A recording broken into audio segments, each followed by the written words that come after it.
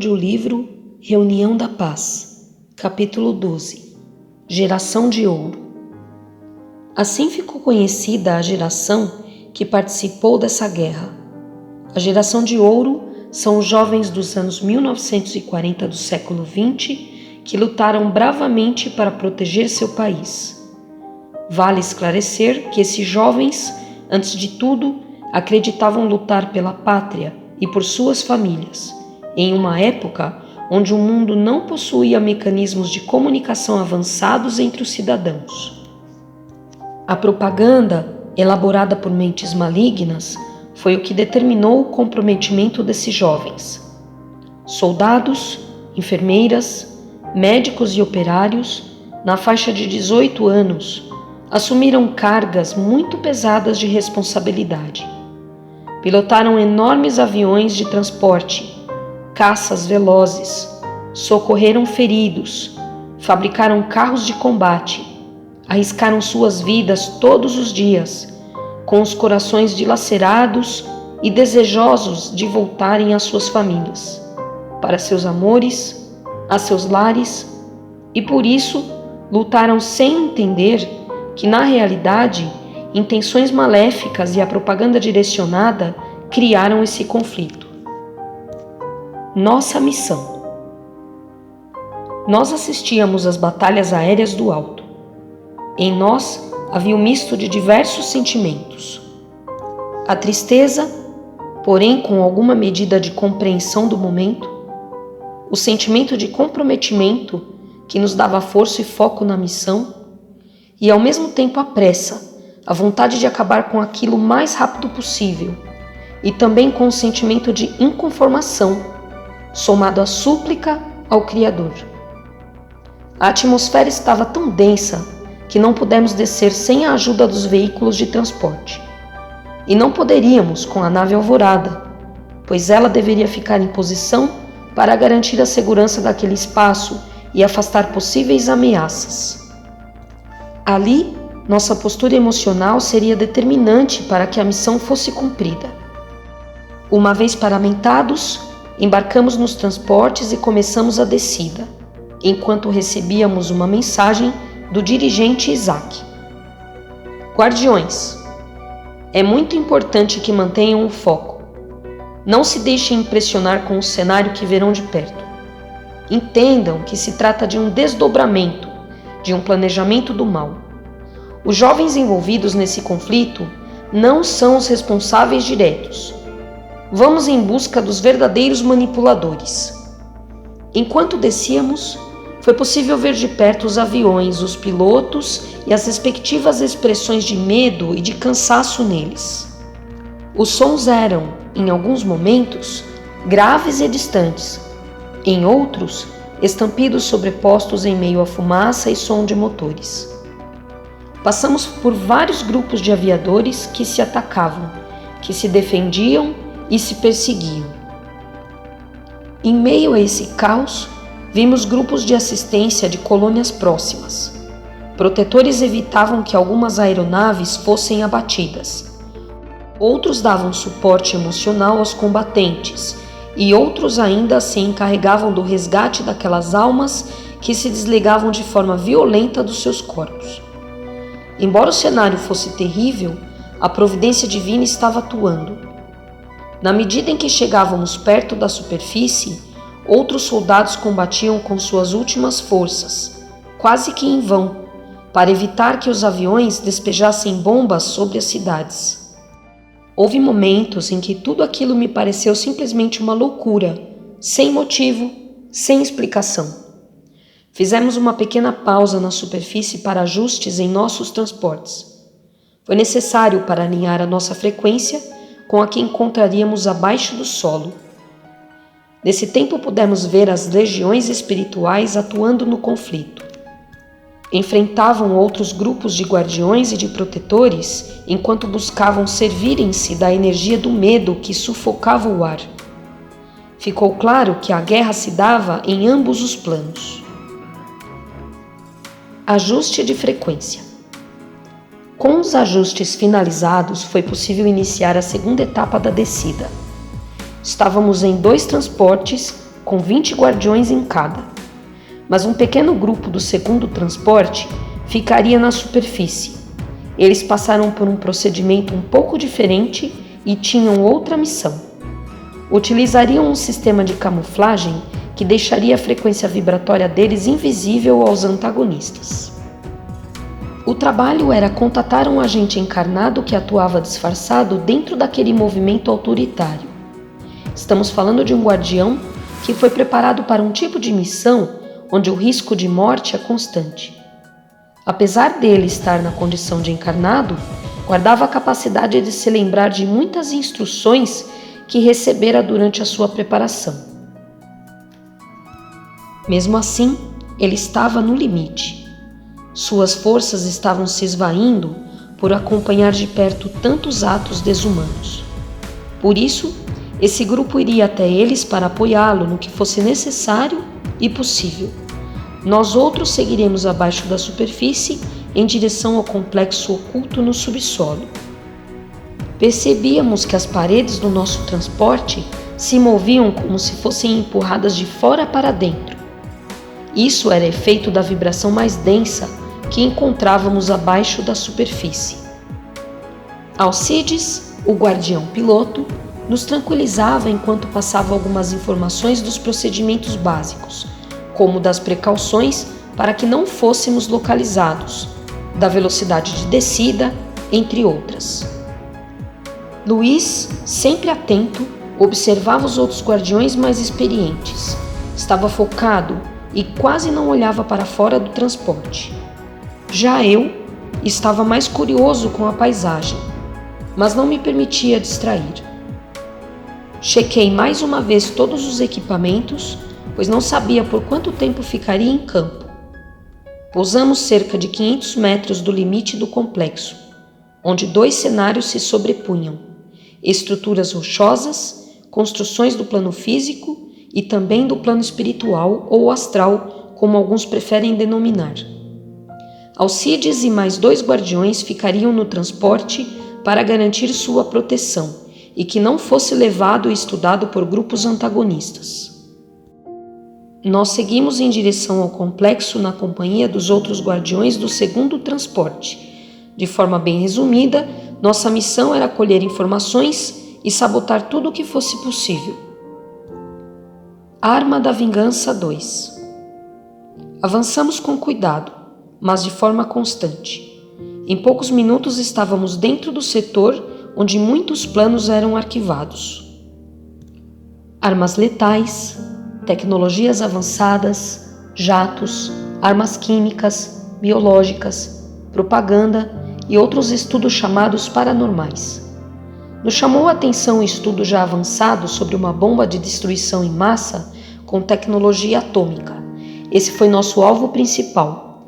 Os planos dessa arma estavam em evidência, pois haviam várias páginas dispostas pelo setor, como se estivessem sendo manipuladas a todo momento. Por isso, modificamos e até apagamos diversos registros. As alterações que fizemos foram para evitar que descobrissem nossa visita e também para causar atrasos a esse grupo, perda de tempo, pois eles fariam cálculos que certamente dariam errado.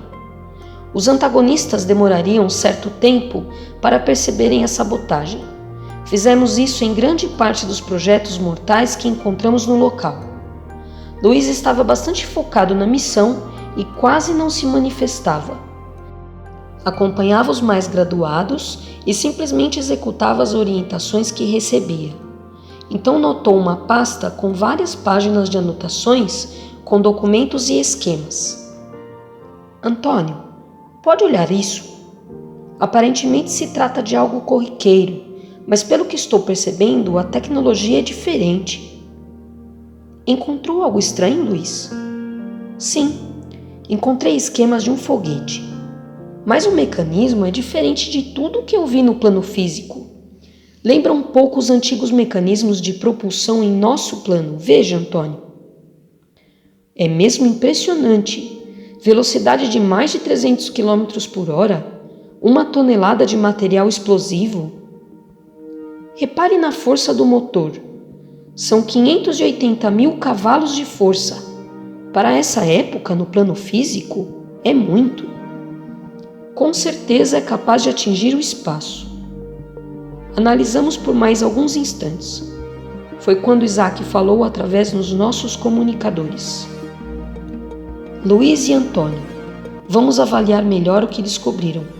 Guardiões, deem apoio a eles.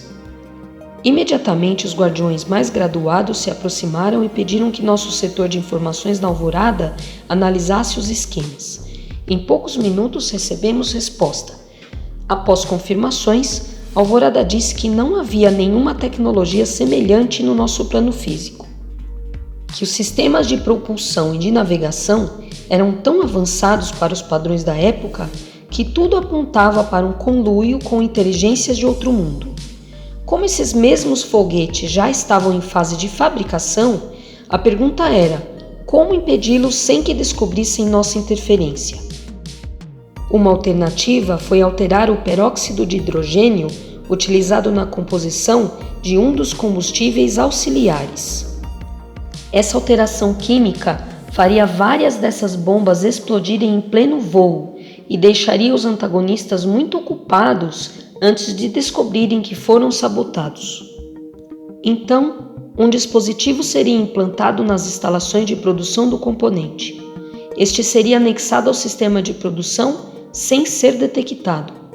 A tecnologia dessa nova arma deveria ser aproveitada para outras finalidades no futuro e, por isso, nossas equipes fariam mais tarde uma visita aos engenheiros responsáveis pelo foguete, principalmente ao Sr. Brown. Klaus, o segundo grupo. Enquanto nosso grupo seguia ao complexo para sabotar tudo o que fosse possível, o segundo grupo atuava na superfície do plano terrestre para encontrar com Klaus. Ele estava na Polônia aguardando a visita dos especialistas que sempre o apoiavam. Ele é um guardião que foi preparado para uma das mais importantes missões da época, de se infiltrar e acompanhar de perto as ações de um dos maiores, não o maior, grupos de ditadores da história dos encarnados.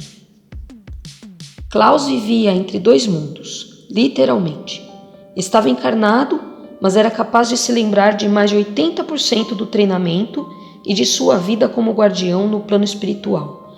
Mas o peso da matéria e a constante exposição ao terror estavam minando as suas forças. Por isso, era necessário aumentar as visitas de apoio para que ele tivesse energia para cumprir essa difícil tarefa.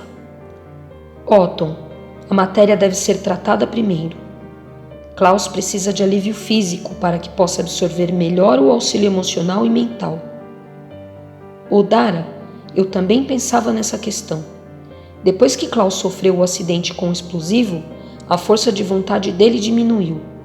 Os ferimentos graves e a perda da mão direita deixaram ele mais fraco mentalmente.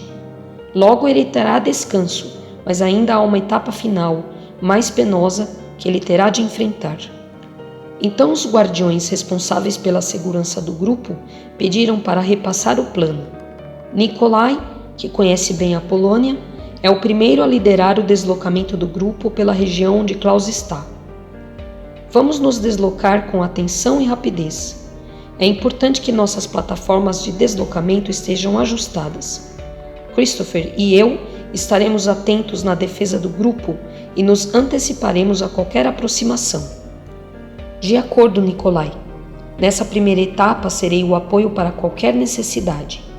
Não conheço bem o território da Polônia como você. Na Prússia, inverteremos as funções. Christopher também é especialista em segurança, mas não conhece bem a Polônia. Nessa fase, ele será o apoio, enquanto Nikolai lidera. Assim que Klaus partir para a Prússia, Christopher assumirá. Seguiram então em grande velocidade, utilizando as plataformas de deslocamento. São como discos com aproximadamente 1,5 metro de diâmetro que sustentam o guardião. A velocidade pode atingir 650 km por hora, se necessário, sem limite de altura. Klaus. Quando o grupo chegou na residência de Klaus, ele estava fazendo a barba. De propósito, deixou um pequeno corte na região do pescoço, como sinal de alerta para os companheiros infiltrados. O momento estava próximo. Terminou de se aprontar e disse: "Esperava a visita de vocês. Preciso de apoio." Odara é quem fala primeiro. "Honrado amigo, sua matéria precisa de atenção urgente. Por isso, Otton vai iniciar o tratamento. Logo daremos atenção ao emocional e falaremos sobre as questões estratégicas." "Então, por favor, vamos começar. Preciso de refazimento ao meu sistema nervoso. Meu estômago queima e minha respiração ofegante está difícil de disfarçar. Minha visão também não está boa. Sempre enxergo os riscos nos cantos superiores dos olhos, que parecem trincas luminosas que se deslocam. Me sinto esgotado. Há dias que não consigo dormir para que o corpo descanse um pouco e sinto também dores muito fortes na base do pescoço. Preciso de apoio." Tudo e muito mais que foi relatado por Klaus nós já sabíamos, mas é importante que ele pudesse falar. Por mais que seja um guardião preparado, ele se encontrava na condição de encarnado, e a matéria tem grande influência sobre o emocional. Após o tratamento e a reorganização do plano, Klaus seguiu para a Prússia, onde atuaria na fase final da missão. Todas as nossas simulações demonstravam que haveria um período terrível para a humanidade caso o líder do exército da Alemanha continuasse vivo. Por isso, Klaus recebeu autorização para executar a fase final daquela empreitada. Porém, Adolf se livrou, pois ele também contava com agentes encarnados e por isso conseguiu escapar do atentado. O explosivo implantado sob a mesa do ditador não o atingiu como esperado.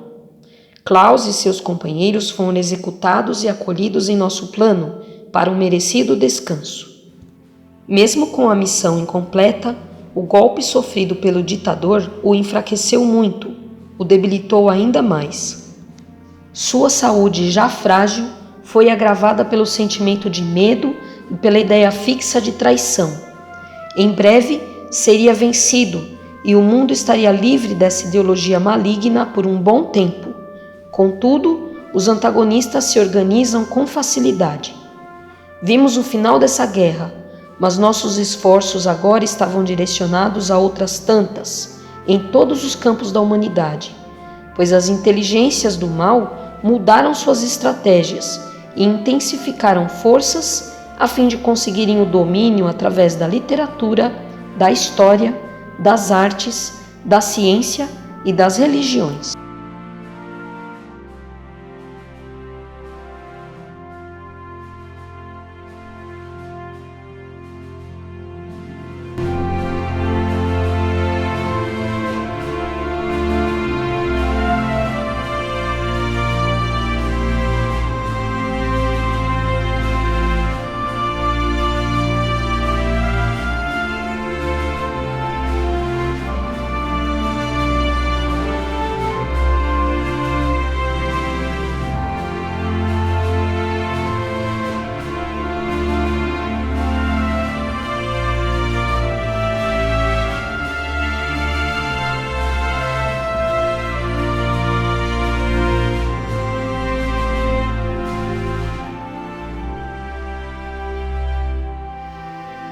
Ouça o próximo capítulo do audiolivro A Reunião da Paz, aqui nesta playlist.